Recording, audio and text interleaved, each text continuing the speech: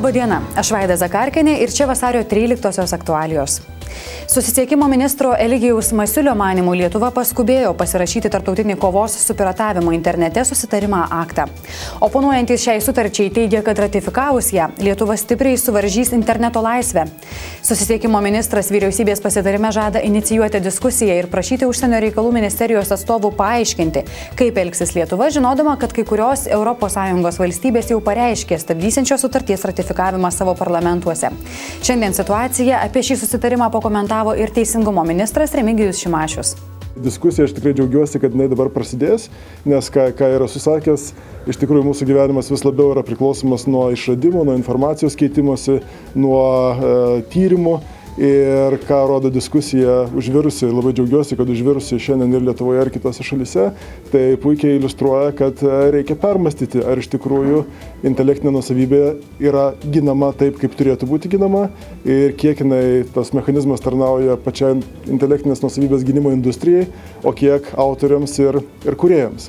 Ir galiu paantrinti, ką susisiekimo ministras jau darė. Deja, Lietuvoje mes esam padarę dar radikalesnių žingsnių į gana keistą pusę ir turiu omeny visų pirma autorių kompensacinius atlyginimus vadinamus, kuomet žmogus įsigijęs fotoaparatą ar mobilų telefoną, jisai yra priverstas mokėti, nors galbūt niekada nieko nelegalaus tenai nelaikys kažkokiems autoriams už tai, kad nesinaudoja jų kūriniais. Eurobarometro atlikto tyrimo duomenimis 41% Lietuvos gyventojų teigia, kad pensininkai neturėtų dirbti. Trečdalis apklaustųjų pasisakė, kad ir sulaukę pensinio amžiaus norėtų dirbti. Kaip didžiausia kliūtis užkertanti kelią vyresnio amžiaus žmonėms dirbti Lietuvoje, įvardyjamas neigiamas darbdavių požiūris į juos. Taip mano 81% mūsų šalies gyventojų. Šiandien krašto apsaugos ministrė Rasa Juknevičienė susitiko su NATO generalinio sekretoriaus padėjėju Patriku Auroj. Lietuva tikisi, kad alijansas žengs svarbų žingsnį, kuriant NATO priešraketinės gynybos sistemą. Patrikas Auroj pasveikino Lietuvą priėmus sprendimą dėl NATO oro policijos misijos ateities bei gyrė Baltijos šalių pastangas didinti priimančiosios šalies paramą. Pokalbyje taip pat aptarta ir saugumo situacija kaiminystėje.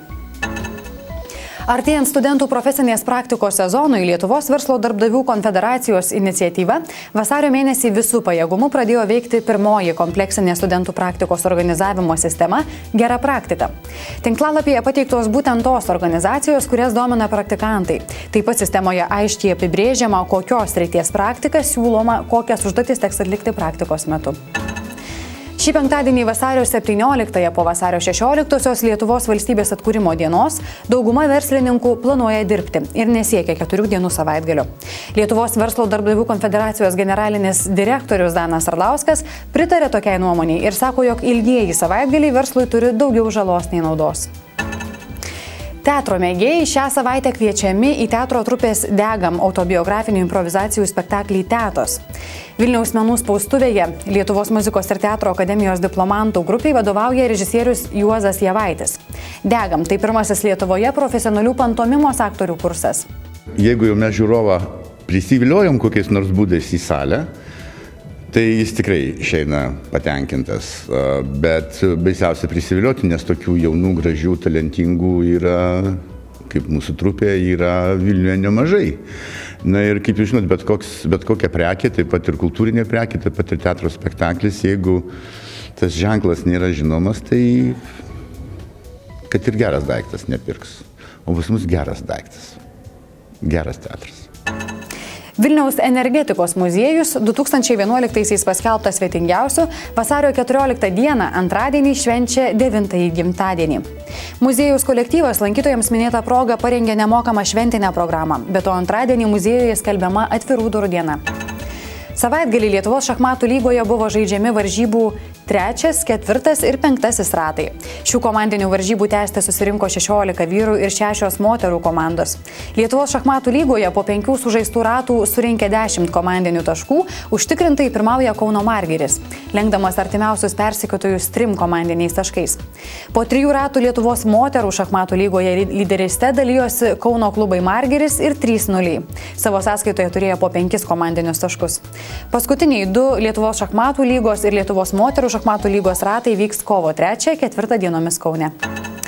Na, o artimiausią naktį sinoptikai žada nuo 7 iki 11 laipsnių šaltį. Antradienį šalyje vyraus 4-6 laipsnių šaltukas. Tiek naujienų šiandien, tikiuosi jūsų dėmesio ir rytoj.